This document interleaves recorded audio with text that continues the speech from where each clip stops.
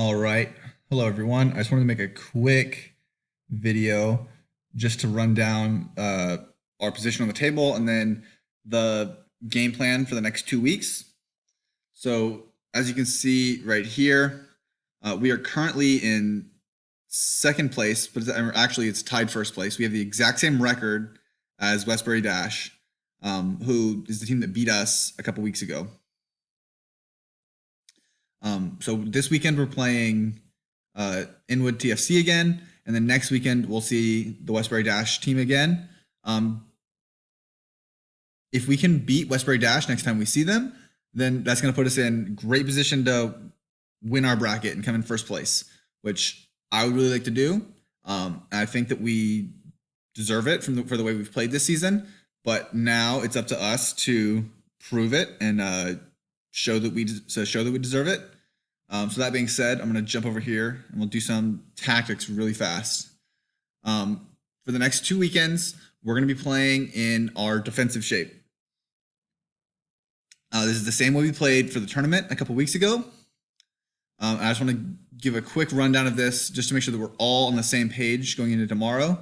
So that, we can all be ready to go. Obviously, normally instead of having 3 defenders, we're going to play with 4. And so we're playing a little bit more compact. Remember, the goal of this system is not to win the ball high up the field like we normally do. The reason we're playing this system is because we know that Westbury Dash has one player who's going to be very, very dangerous. The way that we can combat that is going to be to clog up this part of the field and try and keep her off the ball as much as we can. And the way we're going to do that is by getting compact defensively. We're not going to pressure up high, and we're not going to press the ball until it comes to around here. So once the ball gets to about here, right about the halfway line, this is when we're going to be bringing pressure. Pressure is going to come primarily from my center forward, and then a little bit from my midfielders. So the idea right here is that we're forming a big block right here. So between these 4 defenders and then these 3 midfielders who are slightly in front, like protecting these gaps here, we're trying to create a block of players here that's going to be really, really hard to play through. So we want to force them to come forward and come to us. We want to win the ball in here, and then we'll spring forward. So we're looking to win the ball and then get forward and attack quickly. When we do attack, we're going to attack with 5 players. So if we win the ball here with one of our center backs, we're going to be attacking with my center forward, my right and left mid, my center midfielder, and then either the right or left back. So that's where our width is going to come from for the next 2 weeks, is these players. These 4 players are going to be mostly around the middle of the field. There'll be some, so they will be able to get somewhat wide, but if we let these players get super, super wide, it leaves big gaps that we can't protect when we lose the ball. So we want these players to stay a little closer together, and our width is going to come from out here. So when we win the ball in this situation, something like this, we can win the ball and we'll go out to our right.